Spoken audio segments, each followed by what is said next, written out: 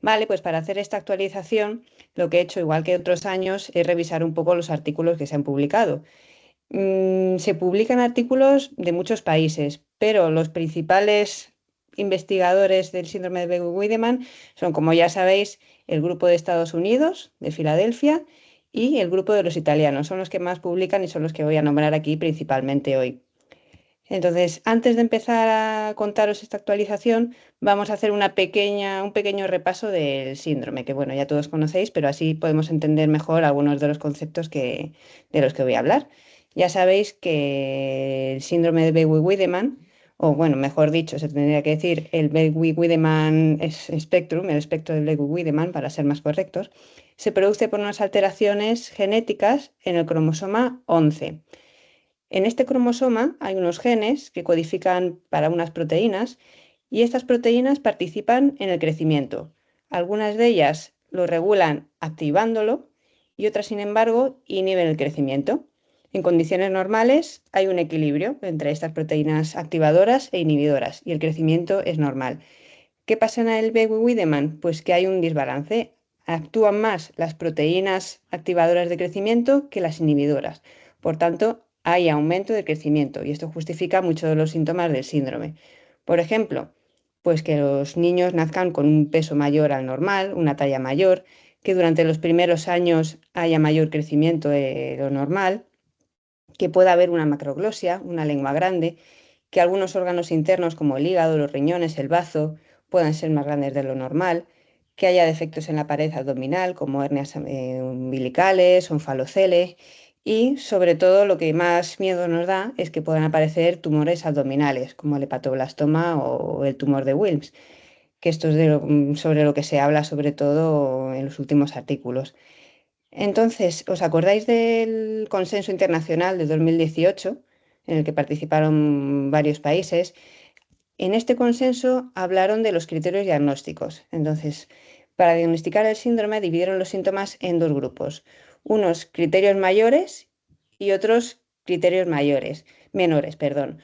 O dicho de otra manera, una clínica cardinal o una clínica sugestiva. Entonces, la clínica cardinal, ¿qué sería? Pues aquí incluiríamos la macroglosia o lengua grande, el exofalo, el defecto de la pared abdominal, hipercrecimiento lateralizado, es decir, que crece más una parte del cuerpo que la otra, el tumor de Wilms bilateral o multifocal, hiperinsulinismo de más de una semana de duración y alteraciones en la anatomía patológica, citomegalia de la corteza adrenal, displasia de la placenta, etcétera. Estos serían los criterios mayores o clínica cardinal.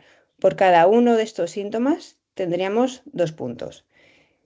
Luego está la clínica sugestiva, que sería un peso al nacimiento mayor de 2 direcciones estándar, la manchita rosa, esa que tenemos en la frente, neumoflamios, polidramnios, fositas en los pabellones auriculares, hipoglucemia neonatal transitoria, tumor de Wilms unilateral, neuroblastoma, etcétera. Bueno, pues cada uno de estos síntomas, un punto. Entonces, si en total tenemos 4 o más puntos, confirmamos que tenemos el síndrome y no hace falta esperar el resultado de las pruebas genéticas. Con 2 o más puntos necesitamos confirmarlo genéticamente y con menos de 2 puntos no cumple criterios para el diagnóstico del Bewey-Wiedemann. Si tenemos más de 4 puntos, es verdad que ya clínicamente podemos decir es un Bewey-Wiedemann, aunque no tengamos el estudio genético, pero siempre es conveniente tenerlo para luego valorar un poquito la evolución del síndrome. Entonces, de estos síntomas, hoy me voy a centrar en algunos de ellos. Me voy a centrar en el aumento de crecimiento, en ese aumento de crecimiento de peso y talla durante los primeros años sobre todo, y hablaré un poquito del hipercrecimiento lateralizado. En segundo lugar, voy a hablar de los tumores, sobre todo el screening tumoral. En tercer lugar, voy a hablar de la macroglosia, de la lengua grande, diciendo algunos aspectos que se han publicado. Y en último lugar, voy a hablar de un aspecto que no está aquí en esta lista, pero no por eso es menos importante, que es de los aspectos psicológicos. Entonces, empezamos por el crecimiento. Ya sabéis que los niños que nacen con un síndrome de Bewey-Wiedemann tienen un peso y una talla más altos que otros niños al nacer. en general. Durante los primeros años hay un aumento del crecimiento. Además, si hacemos una radiografía de la muñeca para ver la edad ósea, podemos ver que suele estar adelantada con respecto a la edad cronológica. Y en cuanto a la talla final, aquí hay controversia. Normalmente, muchos investigadores dicen que la talla final es un poco más alta de lo normal, pero otros dicen que no. Entonces, bueno, aquí hay un poquito de controversia y ahora hablaremos de eso también. Entonces, sabiendo que tenemos una talla un poquito más alta, sobre todo al nacer durante los primeros años de vida, si ponemos la talla de estos niños en una gráfica normal de las que usamos en la consulta, veremos que siempre los puntitos en la gráfica de crecimiento están por arriba. Pero hasta ahora no tenemos una gráfica especial para niños con síndrome de Begue-Wiedemann.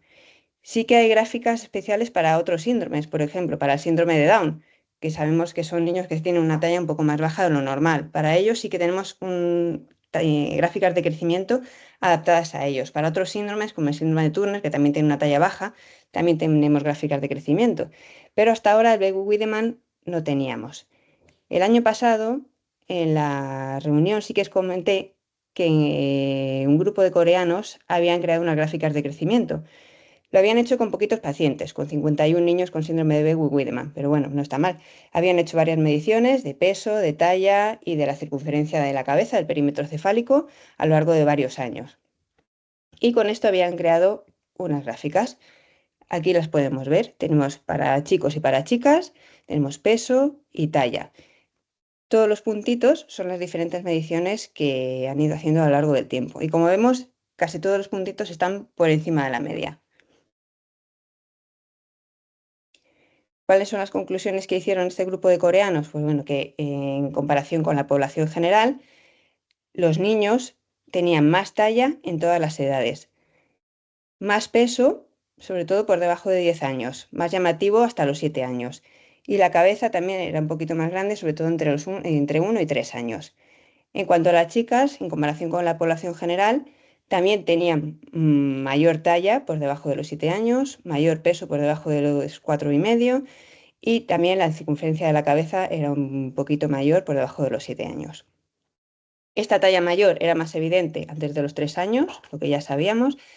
Comprobaron que la edad ósea era significativa mayor que la cronológica, pero no vieron diferencia entre la talla genética y el pronóstico de talla. O sea, que vieron que más o menos la talla final era acorde con la talla de los padres. Y en cuanto a las variaciones genéticas, ¿os acordáis de los 4 tipos principales de alteraciones genéticas de Begue-Wiedemann?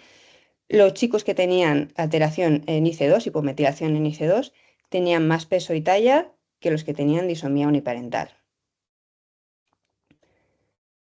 Vale, pues después de este estudio han publicado este otro, que es un poquito más grande. Tiene 581 pacientes, que ya parece que vamos mejorando. Los datos pueden ser un poquito más fiables.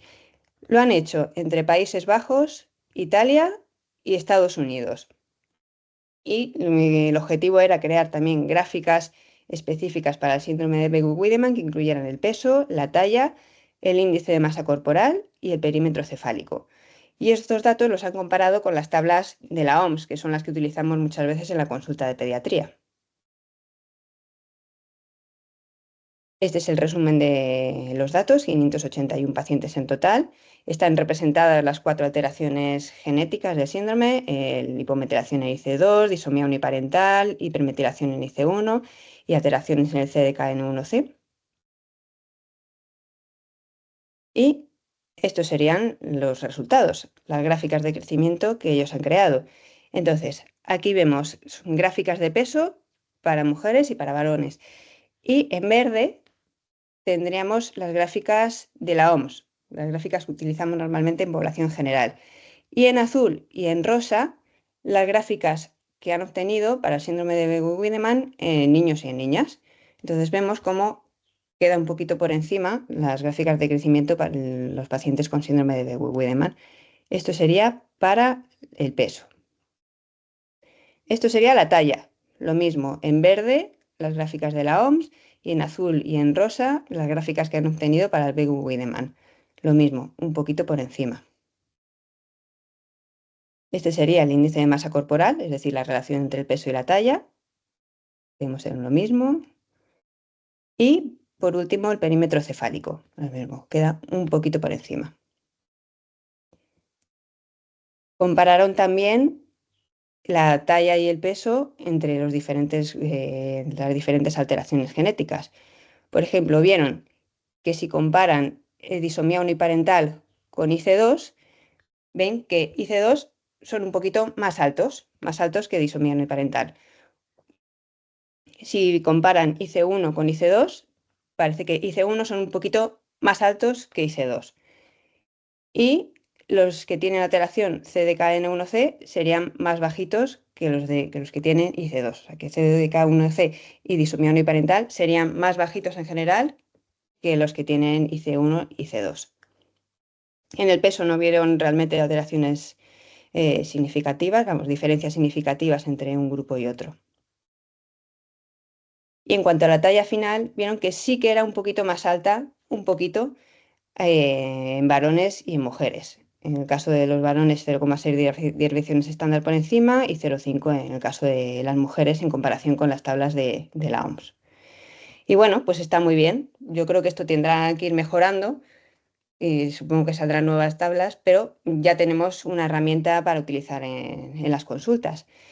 Tuvieron un problema en el estudio. Es que, claro, como participaron pacientes de los Países Bajos, de Italia y de Estados Unidos, vieron, claro, que en general los de los Países Bajos eran ya de hecho más altos de por sí que los de los de Estados Unidos y que los de Italia.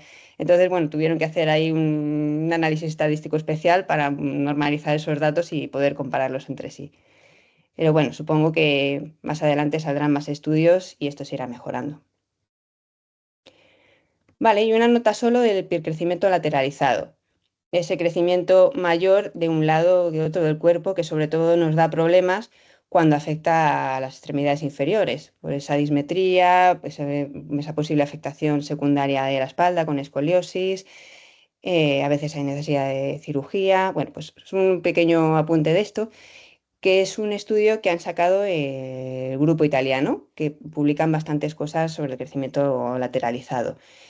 Entonces, ellos estudiaron 186 casos de pacientes con hipercrecimiento lateralizado. Hicieron estudio genético y vieron que no solo el síndrome de Wiedemann puede tener este síntoma. De estos 186, el 43% tenían Wiedemann, pero había otra alteración que se llamaba PROS, que había en un 6,4%, que tiene también anomalías vasculares, otro que se llama sobrecrecimiento vascular, perdón, está mal, no se ha quedado grabado la última. El PRO sería como un 21%, quiero recordar, el sobrecrecimiento vascular en un 6,4%, y luego en algunos casos no se encuentra alteración genética, en un 30%. Ellos dicen que seguramente este 30% poco a poco disminuirá, porque cada vez habrá mejores técnicas para diagnosticar alteraciones genéticas y seguramente este porcentaje también disminuiría si hacemos el análisis genético en diferentes tejidos. Porque a lo mejor si hacemos el estudio genético en una muestra de sangre no sale el resultado, pero si cogemos una biopsia del tejido que está más grande de lo normal, seguramente haya más posibilidades de obtener una alteración genética. Solo era un pequeño apunte y ya pasamos al siguiente punto, que es el que nos preocupa más, que es el despistaje tumoral. Entonces, un breve repaso, que ya sé que os lo conocéis, pero bueno. El riesgo general de aparición de tumores en el Wiedemann está entre el 5 y el 10%, pero esto varía según la alteración genética que tengamos. He puesto la tabla con las 4 alteraciones principales. Recordáis que la que tiene menos riesgo de aparición de tumores es la hipometilación IC2, que por suerte es la más frecuente, con un 2,6% de riesgo. Le sigue el CDKN1C, que tendría un 6,9%, después disomía uniparental, con 16%, y el que tiene más riesgo es la hipermetilación NC1, con un 28,1%. Entonces, hasta ahora, ¿qué solemos hacer en el screening? Según el Consenso Internacional de 2018, hacemos screening si el riesgo tumoral es mayor del 5%. Por eso, tenemos que hacer screening con una eco abdominal cada 3 meses hasta los 7 años en todas las alteraciones genéticas del síndrome, excepto en los que tienen hipometilación en IC2 aislada, que como recordáis de la diapositiva anterior era un 2,6% aproximadamente de riesgo. Entonces, en estos casos no habría que hacer nada, según el consenso internacional. En todos los demás, ecografía abdominal cada 3 meses hasta los 7 años, mirando bien los riñones y el hígado. Por supuesto, hay que hacer controles clínicos en todos y hay que individualizar según el caso. Vale. ¿Qué dice el grupo americano? Que bueno, también participaron en el consenso internacional, pero no están muy de acuerdo con este screening. ¿Qué dicen ellos? Pues que el screening hay que hacerlo si el riesgo tumoral es mayor de 1%. Por tanto, habría que hacerlo en todos los grupos. ¿Qué hacen ellos? Hacen ecografía abdominal y una analítica de sangre con una alfa-fetoproteína cada 3 meses desde el nacimiento o desde el diagnóstico hasta los 3,9 años, vamos, hasta los 4 años. Entre 0 y 4 años, ecografía completa a todos y analítica con alfa-fetoproteína. Por encima de los 4 años, el riesgo de hepatoblastoma disminuye. Entonces, a partir de esta edad ya no haría falta hacer la ecografía para ver el hígado, pero sí hay que seguir viendo los riñones para buscar tumor de Wilms. Entonces hay que hacer ecorrenal cada 3 meses entre los 4 y los 7 años. Hay que hacer una evaluación clínica, por supuesto, cada 6 meses en un sitio especializado y si puede ser siempre por el mismo especialista. Vale, pero aquí el grupo de los americanos van a añadir alguna cosa más. Entonces, últimamente están estudiando muy bien las alteraciones genéticas en el CDKN1C. Entonces, en este artículo que han publicado, han estudiado varios casos de CDK1C, han visto su alteración, su fenotipo, han visto que el 94,2% tiene macroglosia, que hay alteraciones abdominales en falocel en 64,7%, alteración en las orejas 87% y precrecimiento lateralizado en un 7,4%. Y luego han estudiado también los tumores. ¿Y qué han visto en este estudio? Pues han encontrado 4 neuroblastomas, 2 leucemias y un melanoma.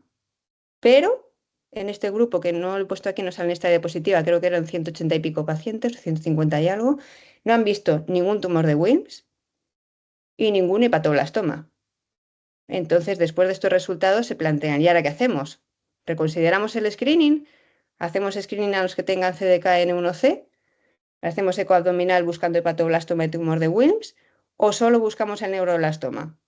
Por supuesto, ellos dicen que hay que buscar el neuroblastoma, pero se plantean si seguir buscando en los riñones o en el hígado. Y este es otro artículo que han publicado también los americanos, que hacen un repaso del screening tumoral que recomiendan ellos. Y es un poco lo que hemos dicho hasta ahora. Proponer el screening si el riesgo es mayor de 1%. Recomiendan ecoabdominal completa cada 3 meses desde el diagnóstico hasta los 3 años. Aquí lo bajan un poquito con respecto a lo que teníamos antes, que antes era hasta los 4, pero han visto que el hepatoblastoma sobre todo se desarrolla antes de los 3 años, entonces bajan de 4 a 3. Hay que incluir las glándulas suprarrenales, sobre todo vamos, en disomía uniparental y bueno, otra alteración que es disomía uniparental que afecta a más proporción de cromosomas. Mantenerlo hasta los 7 años para el tumor de Wilms y no hacerlo en CDKN1C, pero sí buscar el neuroblastoma. Y también hay que hacer analítica de sangre con alfa-fetoproteína hasta los 3 años. Vale, y pasamos al siguiente punto, la macroglosia. De aquí también voy a hablar del grupo de los americanos, porque últimamente están publicando muchísimo sobre este tema. ¿Y por qué? Porque tienen una estructura muy fuerte, muy grande, que evalúa la macroglosia en los niños. Tienen un equipo multidisciplinar enorme con cirujanos maxilofaciales, cirujanos plásticos, neumólogos que evalúan posible síndrome de apnea obstructiva del sueño, otorrinos, logopedas. Y en cuanto un niño tiene macroglosia, van a su unidad y les ven todos los especialistas. Deben funcionar, vamos, bastante bien. Entonces, ellos últimamente han propuesto una clasificación de la macroglosia que nos va a servir un poco para organizar el seguimiento y el tratamiento de estos niños. Entonces, ellos clasifican la macroglosia en 4 grupos. Los llaman Big 0, Big 1, Big 2 y Big 3. Big 0 sería un niño que no tiene macroglosia. Big 1 sería macroglosia leve, pero que son niños que son capaces de mantener la lengua dentro de la boca. La lengua no sobrepasa los dientes y los labios en ningún momento. Big 2 sería cuando la lengua sí que sobrepasa el límite de los labios y los dientes, pero son capaces de forma temporal de mantener la lengua dentro de la boca. Y Big 3 serían los casos más graves, cuando la lengua está fuera de la boca continuamente, que son los que tienen más problemas. Entonces, según esta clasificación, ellos proponen un algoritmo para seguimiento y para hacer el tratamiento. ¿Y qué dicen ellos? Pues que ellos son partidarios del tratamiento de un manejo conservador, es decir, operar solo a los que tienen mayores problemas, sobre todo a los Big 3. Los demás, ¿qué podemos hacer? Vigilar, porque han visto que según pasa el tiempo, según va creciendo la mandíbula, la escala Big mejora el síndrome de apnea obstructiva del sueño y en estos casos prefieren observar antes que operar. Esto, si recordáis, lo vimos también en el último congreso en Italia, que también decían, ¿qué hacer con la macroglosia? Y utilizaban una frase que era wait and see, que sobre todo observar y operar lo menos posible. Cuando es necesario, lógicamente sí, pero primero vigilar. Y este es el protocolo que ellos proponen. Entonces, en los casos de Big 0, que no hay macroglosia, pues no habría que hacer nada más. Controles y ya está. Y entre Big 1 y Big 3, pues en cuanto tengamos un niño con una macroglosia en estos niveles, tenemos que hacer un estudio de sueño para ver si tiene un SAOS, ver cómo se alimenta, si tiene problemas de alimentación, de atragantamiento, de respiración. Lo tiene que ver el cirujano maxilofacial, el cirujano plástico, el estudio genético y el neumólogo. Una vez visto esto, si ven que tiene necesidad de utilizar algún apoyo para respirar diario, o si tiene problemas de alimentación serios, o si ven que hay una alteración dentoesquelética bastante llamativa, en estos casos lo operan. Si no, seguimiento cada 6 meses y valorar si va mejorando y si con el tiempo necesita alguna técnica. Pero bueno, en principio ellos proponen el tratamiento conservador. Y bueno, pues eso, esto era del grupo de los americanos, lo del screening tumoral era también del grupo de los americanos, y esto supongo que todo lo contarán en el congreso que es este año, en julio. No sé si es el tercer fin de semana de julio, como el 20, 21 por ahí, es su congreso que realizan cada 2 años. Y nada, yo me he apuntado para verlo. Ese fin de semana empiezo mis vacaciones, así que no sé si lo podré ver completo, pero bueno, pues si os animáis, ya está colgado en su web y os podéis apuntar. Y bueno, y quería tratar este último tema que muchas veces está olvidado, que son los problemas psicológicos que presentan los pacientes con Bewey-Wiedemann. Esto lo han hecho en el grupo de los italianos, que sí que tienen varios artículos parecidos sobre este tema. Entonces ya sabemos que en el Bewey-Wiedemann normalmente no hay alteraciones neurológicas, no hay discapacidad intelectual, salvo en algunos casos muy concretos, en algunas alteraciones genéticas muy concretas, o si ha habido sobre todo complicaciones después del parto, si ha habido una hipoglucemia los primeros días de vida que ha costado mucho tratar, si ha habido una prematuridad, o complicaciones relacionadas con ella, pero en general, si no hay complicaciones, no hay alteraciones neurológicas. Bueno, pues los italianos pasaron test de inteligencia, test neuropsicológicos, test de habilidades escolares, socioemocionales a 29 pacientes. No son muchos, pero bueno, no está mal para empezar.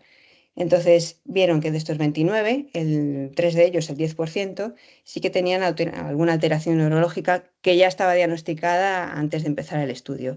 Había un caso de autismo, un caso de TDAH y un caso de epilepsia, pero ninguno de ellos había tenido hipoglucemia neonatal ni prematuridad. El 62% tenía una inteligencia normal y el 28% una inteligencia mayor a la media. Sí que vieron algunos problemas que ya los habíamos visto en otros artículos anteriores, sobre todo problemas muchas veces ya no relacionados con el síndrome en concreto, sino con el hecho de tener una patología crónica, entonces, pues, sobre todo baja autoestima, problemas con las relaciones sociales, problemas de internalización como ansiedad, depresión, problemas de lenguaje, de la velocidad de lectura, eso seguramente relacionados con la macroglosia en muchos casos, alteraciones de la percepción social. Sin embargo, sí que tenían buena puntuación en aspectos visoespaciales.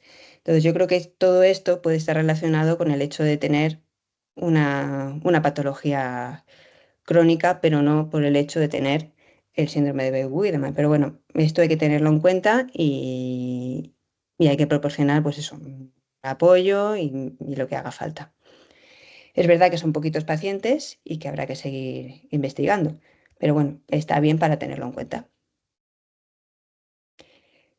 Y vale, cambiando un poquito de tema, esto es un aspecto que vi el otro día. Bueno, la Asociación Española de Pediatría organiza todos los miércoles esto que se llama Encuentro con la Ciencia, que son pues unas sesiones, una vez a la semana, de 5 a 6 los miércoles, en los que nos hablan de diferentes temas y nos hacen una pequeña actualización. Entonces, justo la de este miércoles se llamaba Pediatría de Enfermedades Raras, un compromiso urgente. Y la estuve viendo y la verdad que me gustó bastante, me llamó la atención por lo que ahora os cuento. He puesto ahí el link por si lo queréis ver, que está bastante bien. Y bueno, hablar un poco de los problemas de las enfermedades raras que ya todos conocemos, pues retraso en el diagnóstico, problemas para la investigación, sobre todo un poco por la descentralización de los pacientes, en algunas enfermedades, problemas con los medicamentos huérfanos, bueno, lo que ya sabemos. Pero sí nos hablaron de una cosa nueva, y es que la Asociación Española de Pediatría ha creado un comité de enfermedades raras, que parece que se está poniendo ahora en marcha. Entonces, bueno, pues está formado por varios especialistas, tanto de atención primaria como de hospital y diferentes especialidades, pues vamos. Y los objetivos que tiene este grupo me llamaron la atención, que los pongo aquí. Ay, he cambiado la presentación de ordenador y se me han borrado algunas diapositivas. Bueno, más o menos son estos los objetivos. Mejorar la detección y manejo precoz de las enfermedades raras, consolidar la Asociación Española de Pediatría como referente nacional e internacional en enfermedades raras y patologías sin diagnóstico, impulsando la excelencia clínica en la investigación, fomentar la colaboración entre pediatras de atención primaria y hospitalaria, garantizar el acceso a las pruebas diagnósticas y terapias innovadoras sin que haya diferencias entre regiones, entre un lugar y otro de España, ni por aspectos socioeconómicos, que esto es uno de los principales problemas que tenemos ahora. Promover la incorporación de más tecnologías diagnósticas y tratamientos. Y, muy importante, ellos quieren la colaboración con asociaciones de pacientes. Quieren colaborar con los centros de referencia, laboratorios de referencia, quieren hacer pues, lista de protocolos y guías clínicas y crear un canal de comunicación entre los profesionales y las familias. Entonces, bueno, me llamó la atención, todavía parece que no hay nada, pero no sé qué os parece. Si yo si queréis puedo estar al tanto a ver de lo que van a hacer, lo que va a hacer este grupo, a lo mejor ponerme en contacto con ellos, pues si a lo mejor quieren colaborar o quieren que colaboremos nosotros. No sé, ya me diréis qué os parece. Y esto era todo. Muchas gracias por todo. Gracias, Elena.